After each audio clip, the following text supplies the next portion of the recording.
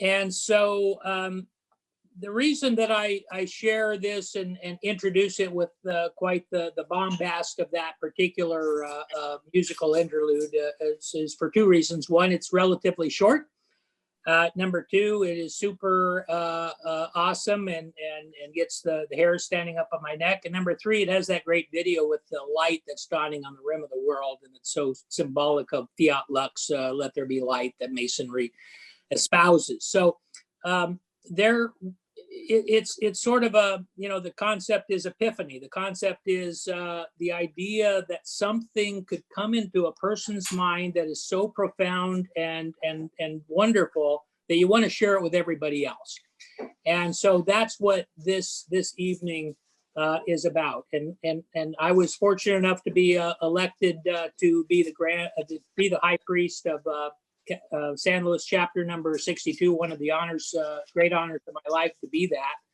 And it's like, okay, well then I can, to be able to sort of steal the stage and decide to show off to the world. And like I say, to my father who's on the line, to friends of mine that I've invited to be here, and I'm going to share this video with after we're done. But there was an epiphany moment for me a couple of years ago. I was down in Los Angeles with my wife at the Griffith Observatory and the planetarium that's there, and seeing this wonderful image of the constellations rotating above my head, and a great video and audio story about the ancient zodiac and the constellations that were part of it. And somehow along the way, I got this impression that somehow, if you look at this image, this is the seal of the Grand Lodge of England. And I put in the trestle board for this month for everybody that's a Mason that's got their trestle board. You'll see the Grand Lodge of of California has an almost identical seal. That the only part that's slightly different is this flag of California that's in the shield. But otherwise, it's all the same as what you see here for the Grand Lodge of England, which is not unusual because California Masonry came from the Grand Lodge of England ultimately. So I'm going to show a video in a couple of minutes here, but I want you to pay particular attention to this image, understanding, and you certainly can feel free to Google the Great Seal of the Grand Lodge of Masons in California, and you'll see that it's virtually identical to what you see in front of you here. And you'll notice within this particular image, the two massive angels on either side of the shield, and then within their outstretched wings that are almost touching together, you see the Ark of the Covenant, and also two angels there that are protecting the Godhead. And then within the shield itself, on the left side, as you look at it, the compasses. Masonry regards the compasses. And what does that mean? That circular circumference that a compass will circumscribe. And then on the right side, in particular, you see the four creatures that are shown there. The lion on the upper left, the ox on the upper right, the man with his hands outstretched on the lower left, and the eagle on the lower right. What is the significance of those things? See if you can't follow what kind of came into my mind. Some of you that are Royal Arch Masons probably already have an idea, but I want you to follow this track with me and see if it makes sense to you. Okay, so I think just trying to stay true to our timeline. I'm seeing that I've got two parts to a thesis I want you to consider. The first part is that Freemasonry of the United Grand Lodge of England and of California and of the Royal Arch of California as well all share key Judeo-Christian symbolism derived from the Hebrew prophet Ezekiel and his vision, which you can read in your Bibles right now or tonight, chapter 1, verse 10, where he describes a vision that has a lion, an ox, a man, and an eagle. So at this point, again, what you just saw in that image of the lion, the ox, the man, and the eagle in that shield, why is it significant, Christian? Please play that video that is the introduction to this theory. Thank you.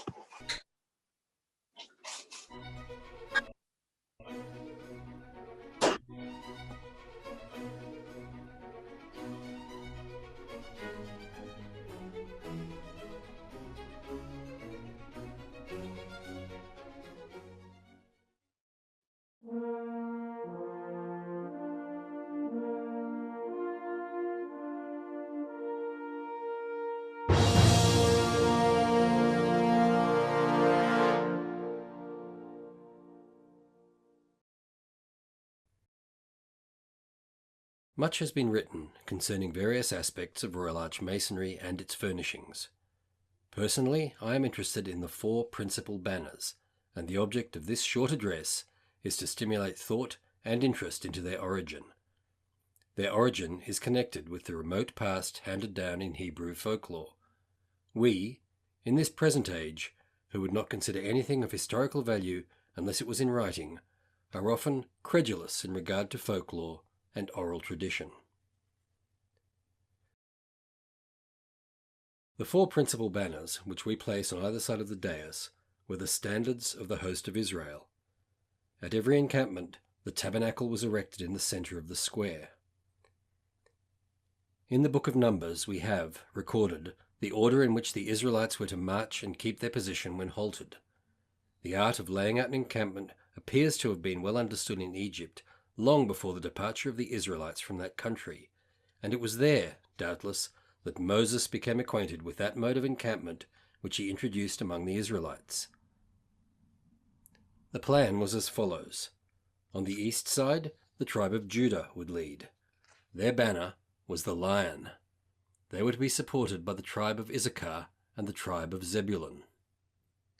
On the south side shall be the camp of Reuben, with their banner of a man. They were to be supported by the tribe of Simeon and the tribe of Gad.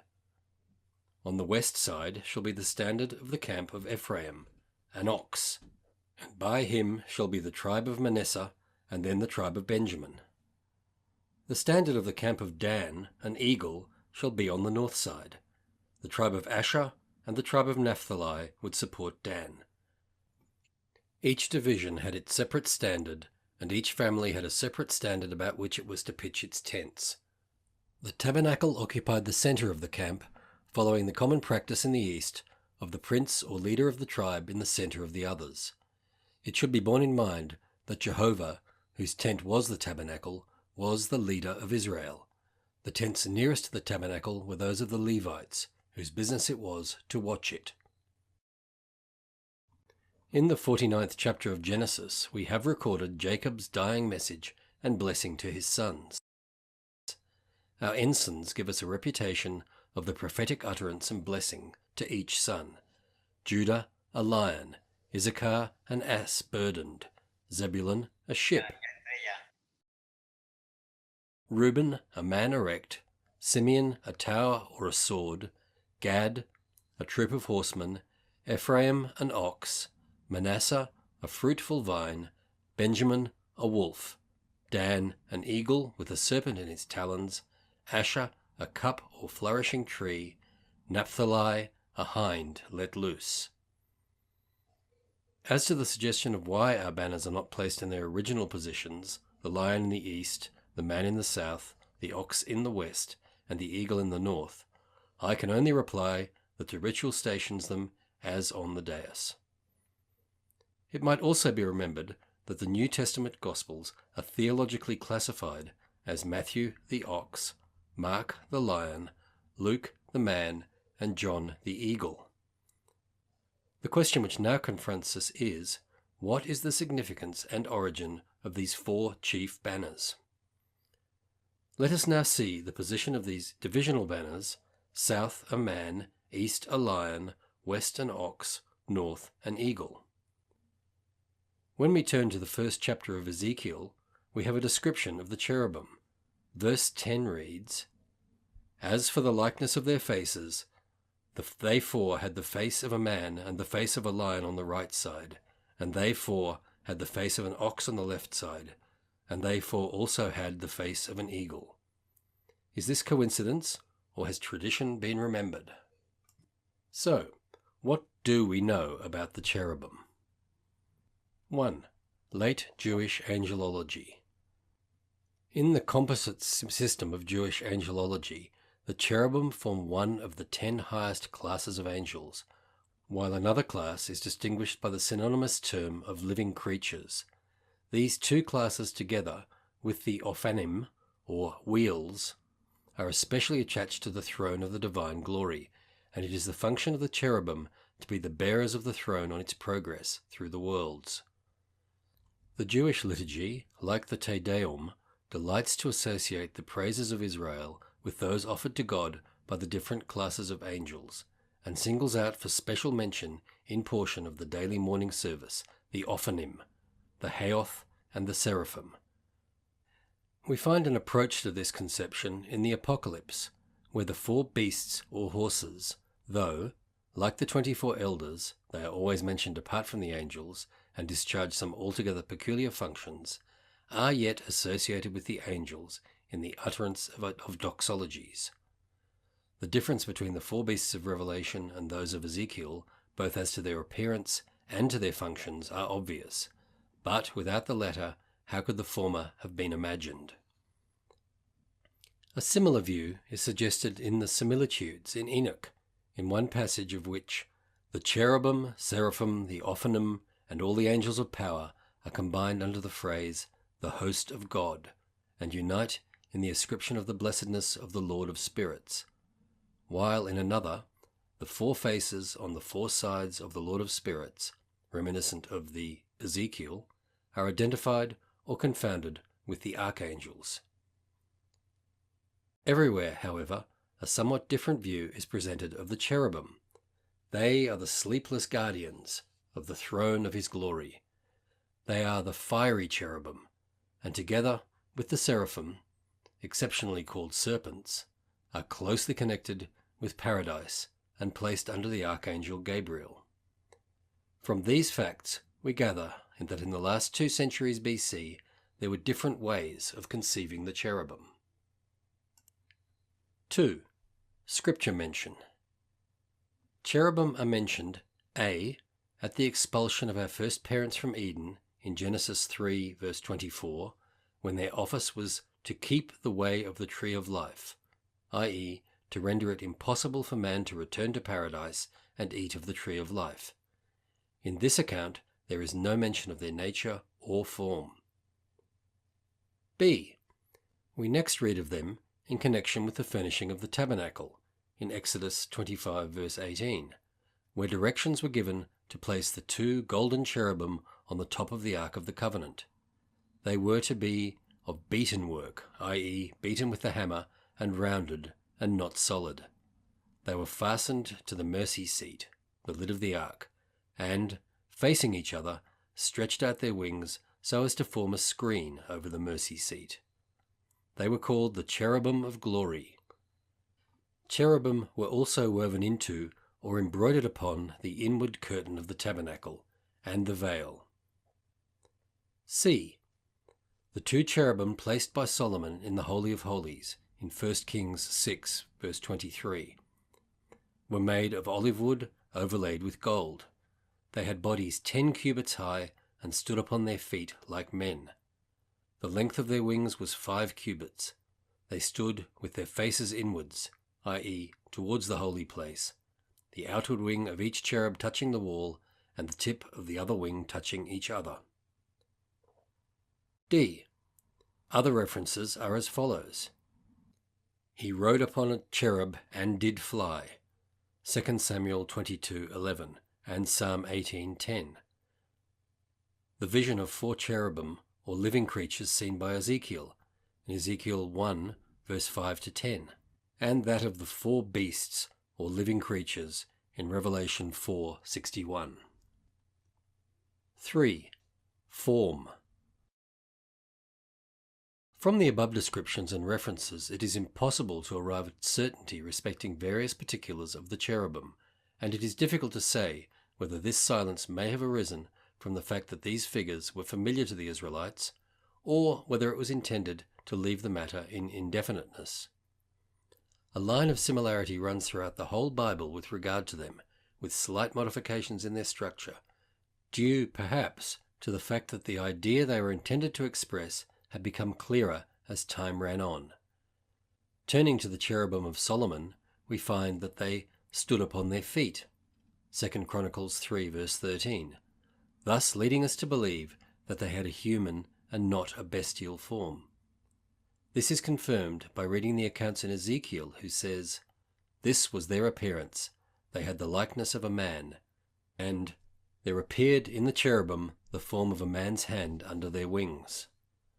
Of the 4 living creatures mentioned in the Apocalypse, it is said that The third had a face as a man, seeming to imply that the human figure was characteristic of them all, but that it, in addition to the figure, also had the face of a man.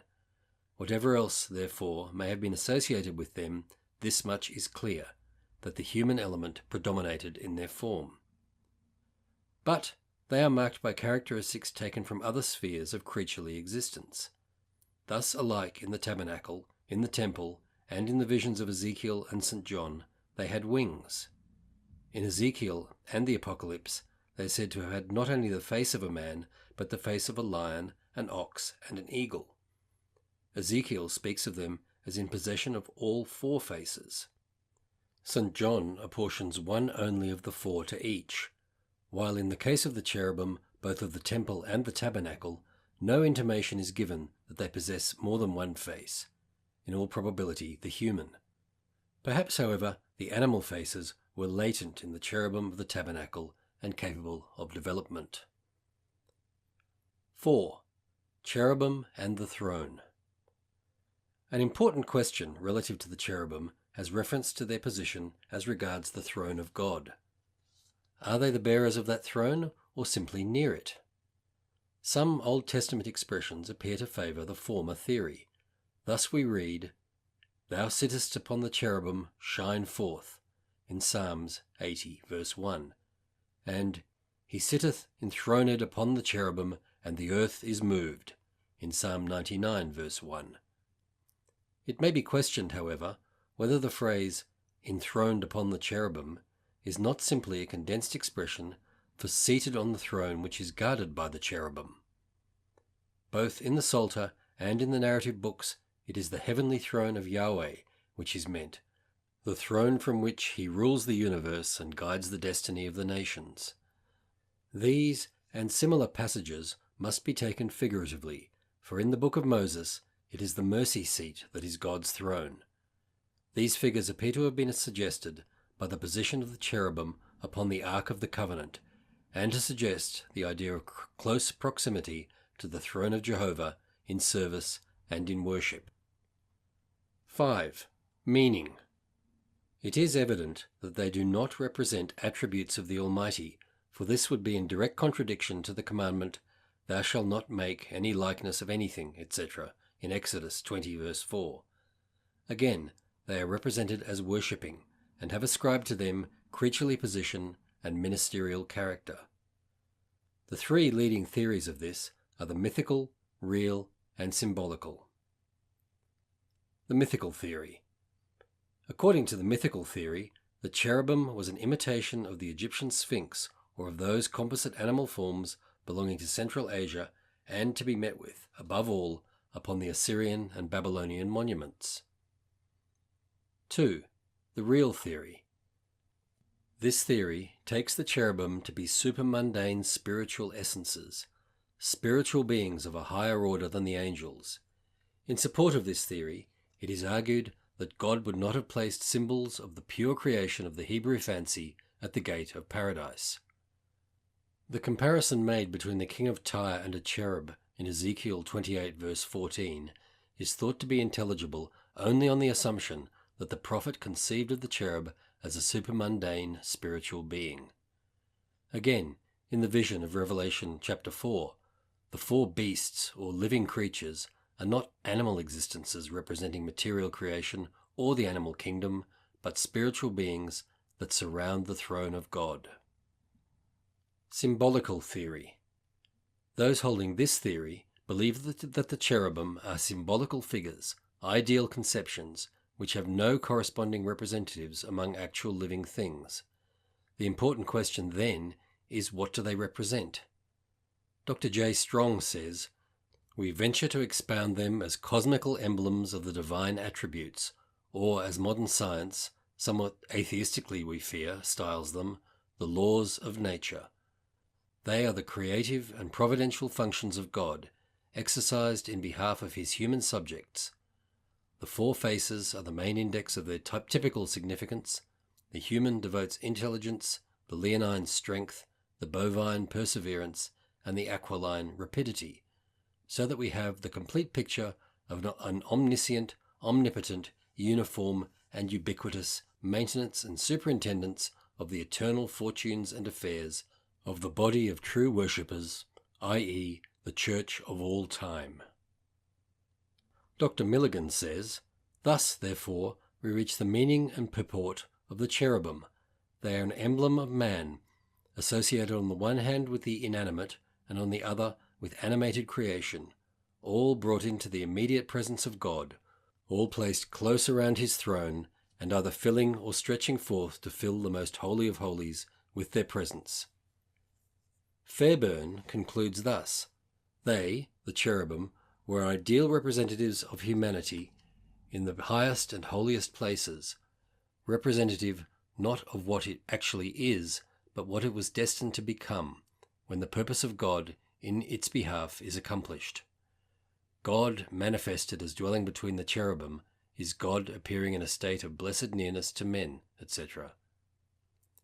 Perhaps, as has been suggested, they are sometimes spoken of as mythical and at other times as real. In striving to show that the banners of the Holy Royal Arch had their origin in the oral tradition relating to the cherubim, those guardians of paradise and messengers of God, I trust that the significance of the banners may have a far deeper meaning than at first appears, and that others will be stirred into seeking for underlying truths in many of our Masonic emblems. All right, my friends, family, and brethren. So I feel like I'm one of those individuals that was called upon by that speaker from I believe it was 1957. He put that together, that presentation, that talk, and hoped that it would stir some thought and interest in the banners of the Holy Royal Arch. So I came up with this theory, as I mentioned, from having seen the idea of constellations and maybe certain zodiac symbols, and was interested in the zodiac that occurs in our lodge room and many others throughout the country and the world. And I posited this to a gentleman whose opinion I trust, and he said, "Well, that had to come from Ezekiel chapter 1, verse 10." And of course, that's what you just saw. A lot of symbolism, and that lion, ox, man, and the eagle seems to be very closely related to Ezekiel in the Old Testament. And most people that know that Masonry has the King Solomon's Temple as its theory about every man having an inner temple that he's building throughout his life. And it's got a symbolism associated with the Old Testament, because that's where you would find King Solomon's temple built in the first book of Kings, chapter 5. But the question became, well, then where did Ezekiel come up with the idea? Was it just out of whole cloth? So this is where part 2 of this theory. And again, I'm going to mention that this is not Masonic teaching. I do not speak for Freemasonry. I'm offering this as a discussion point and something that I think is interesting for us to consider. But part 2 of this thesis expands on the theory of Babylonian influence on the Old Testament, and adds that the prophet Ezekiel had his seminal vision in 592 BC, or before the Christian era, as the direct result of 5 years that he spent in Babylonian exile from Jerusalem, and his personal exposure to the Zodiac there. Specifically, consider that Ezekiel, a spiritual leader among the Jews exiled to Babylon in the 6th century BC, would have been regularly exposed to Babylonian scholarship and mysticism. And again, I'm not going to share any prohibited, quote, secrets of Freemasonry. And I'm making clear that my comments here are not expressly adopted by Freemasons, but I offered this idea for public consideration and discussion, that the Old Testament's influence on the Royal Arch, such as what you heard about the 4 tribes of Israel and their banners arrayed around the tabernacle, as they traveled, Judah, Ephraim, Reuben, and Dan, the lion, the ox, the man, and the eagle in the north, the south, the east, and the west around the tabernacle, which later morphed into the 4 living beings of Revelation. You heard in the video that he described it as apocalypse, but that's Revelation chapter 4, was first influenced by the Babylonian Zodiac and was in fact the basis for Ezekiel's vision in, again, chapter 1, verse 10 of Ezekiel. So we're at 6:35 p.m. and on my timeline it says, Christian, please play the next video. In ancient times, the night sky was a dazzling mystery, this vast array of stars. And gradually there was an understanding that certain things could come from this. You could read it as a calendar. You would know when to plant your crops. You would know when the floods might come. Connected to the tracking of the stars was the practice of drawing lines between them to create constellations, which exist in the historical records of humanity's earliest civilizations. It also appears that these civilizations had some form of what is referred to as the Zodiac Wheel. The ancients decided that they would create a division of the heavens based upon the movement of the sun through one yearly cycle. And as it does this, it passes through 12 different constellations. And these become the zodiacal signs that we know today. But these ideas go back to Babylonian times and even the Sumerians as much as 5,000 years ago. In many ancient cultures, it was thought that the constellations affected not only harvests and weather, but daily life as well. While this may seem like a primitive notion, it is very much alive and well, kept relevant by billions of people who check their horoscopes every day. In modern times, there's this distinction between astronomy, which is the observation of celestial movements, and astrology, which is the interpretation of those celestial bodies and movements. In ancient times, the astronomers and astrologers tended to be one and the same person. Astrology didn't originate in one place, but for some reason, just about every culture seems to have made this observation that there's a correlation between celestial movements and earthly events, which is the basic premise of astrology. While astrology is dismissed by modern science, it is estimated that over 90% of the world's adult population today is aware of their astrological sign. In the modern world, many people regard this as nothing more than a topic of conversation. But in the ancient world, the Zodiac Wheel was seen as a way to communicate with the gods. The ancient Greeks conceptualized astrology as the language of the gods, or the heavenly script, as if the movements of the planets across the sky and through the signs of the zodiac or the constellations had some sort of significant message that was being conveyed by the gods about life on Earth and about individuals. The ancient people associated the constellations with important historical and mythological events, and even with the creation of humanity itself. The ancients began assigning animals as symbols for this journey through the sky. In ancient Sumeria, they identified Aquarius with a god being, Enki, who is the creator god in the Sumerian tradition. According to the Sumerians, it was Enki who came to Earth and created humanity in its present form. Now, this is very interesting because these types of descriptions appear over and over again, and where people connect with these particular star systems or constellations in various mythic and historical traditions. That cannot be by coincidence.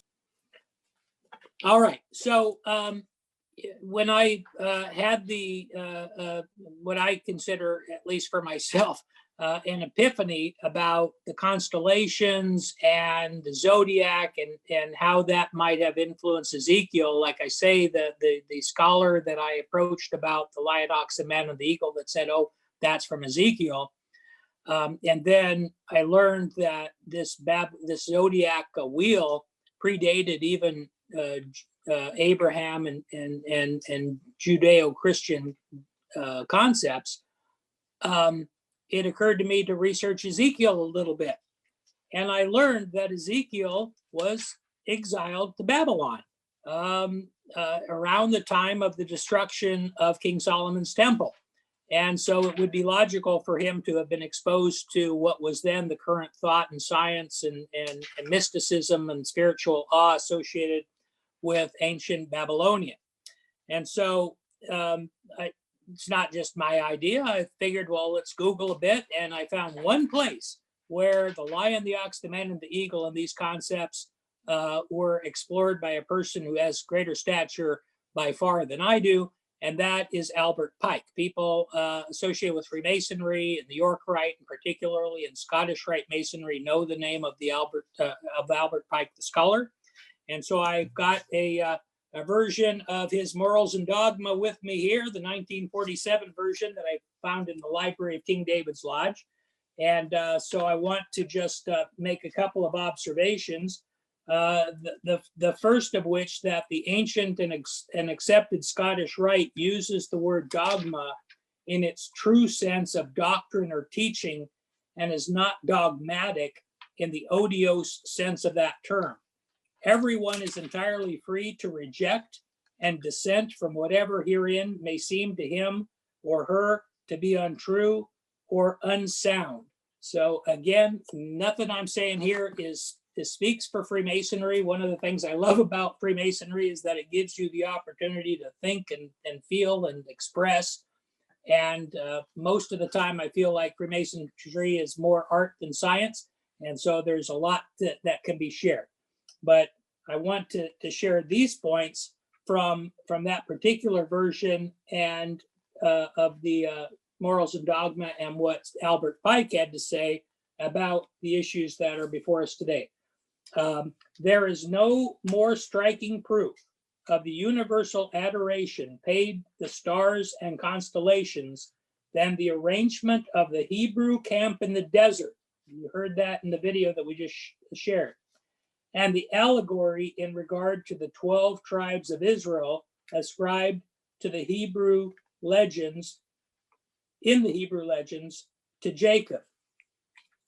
So we're talking about the four principal tribes, or as they're described, Judah, Ephraim, Reuben, and Dan, and the symbols associated with them, the lion, the ox, the man, and the eagle.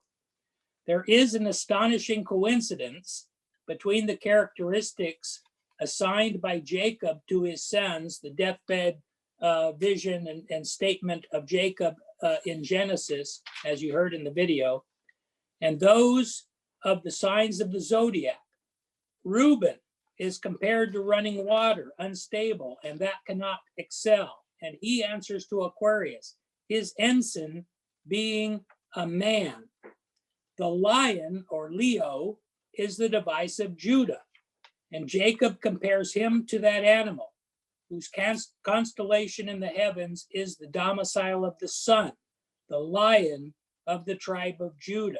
And Leo, of course, is the sign associated with the summer months. Ephraim, on whose ensign appears the celestial bull, Taurus. Jacob compares him to the ox. And finally, Dan, bearing as his device a scorpion. He compares to the Cerastes, or horned serpent, synonymous in astrological language with the vulture or pouncing eagle, and which bird was often substituted on the flag of Dan in place of the venomous scorpion on account of the terror which that reptile inspired. So when I was doing some studies about this, and I thought lion, ox, man, for sure, I get lion is Leo and Taurus is ox, and I can even get Aquarius man, because that's the water bearer, and man bearing water. But how do you get an eagle from a scorpion or Scorpio? And at least here, we see the description from a scholar who said, I can see where you could have the eagle, Aquila, which is a constellation that rises at the same time that Scorpio does. And that would make sense in the four seasons that represent the life cycle of the earth and the sun, that is the life giver.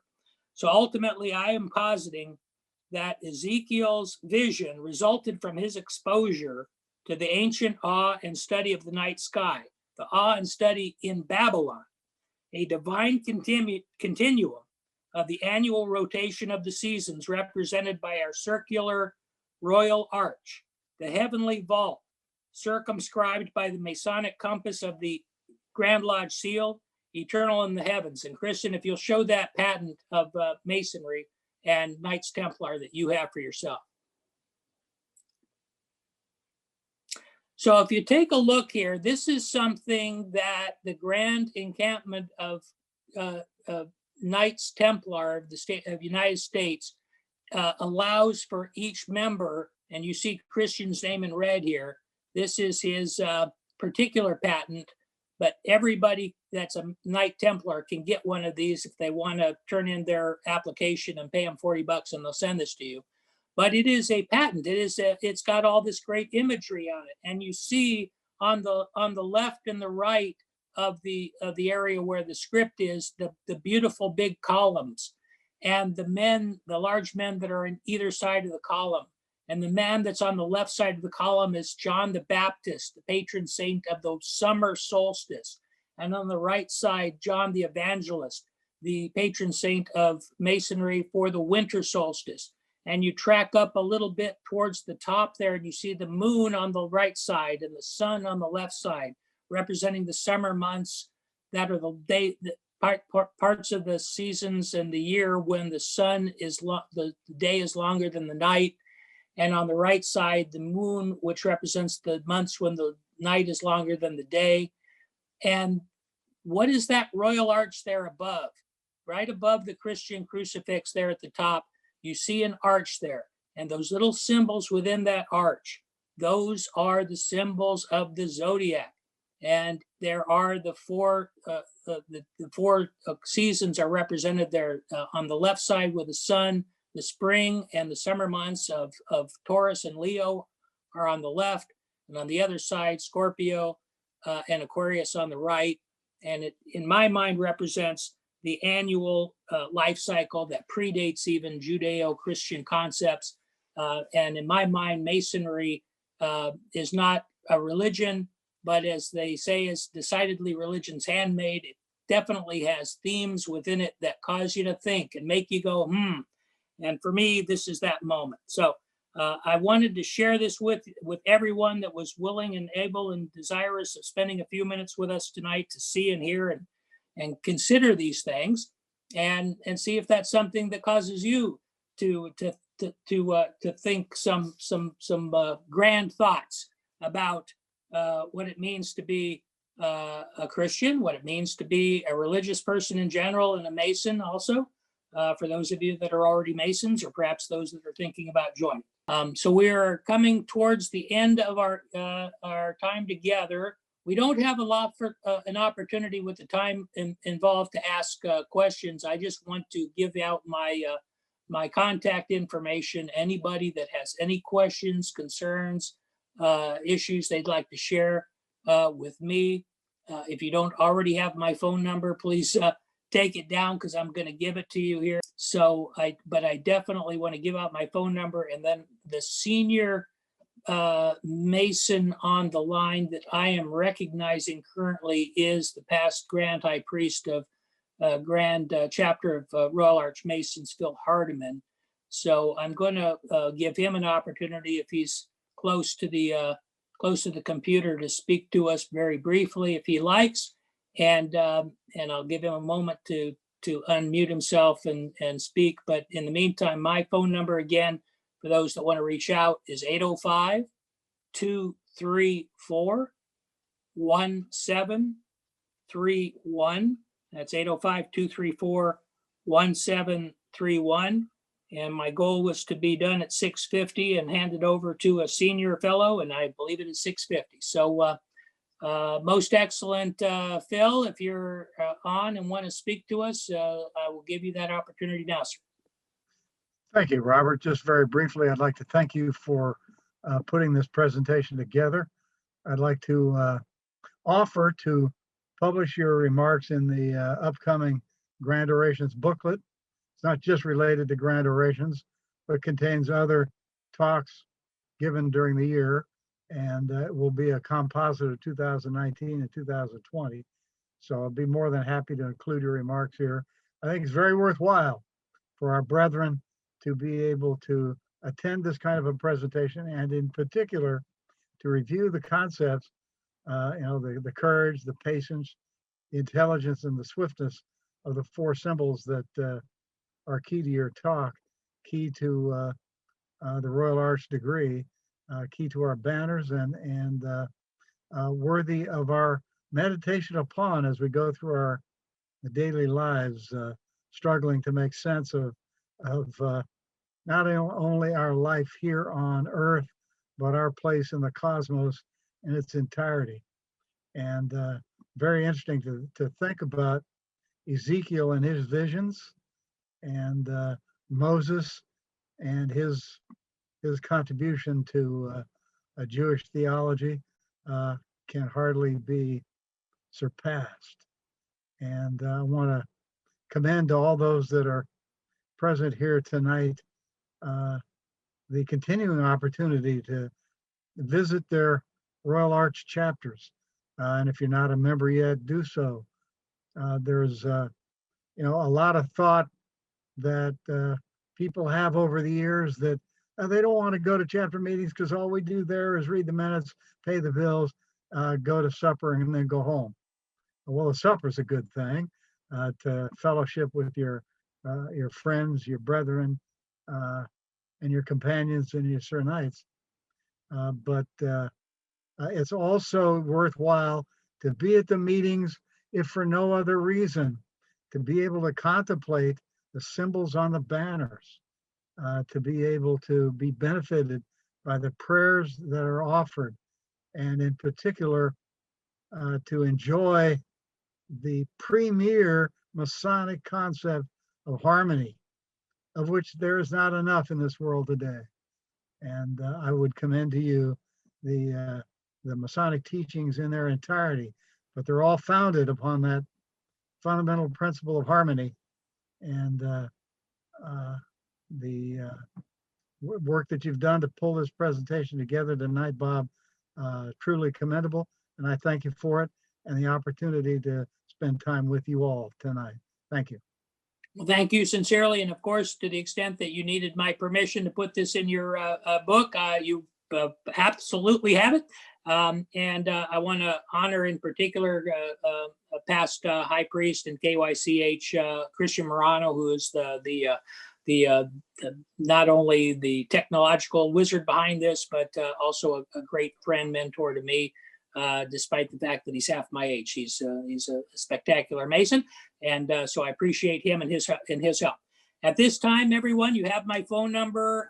You'll contact me with questions. If you are a Royal Arch Mason and would like to participate with our stated convocation, then please stay on the line. If you are not, then I would ask you to please go ahead and click out at this point, and we'll go on to our private meeting. Thank you so much. See you later, Dad.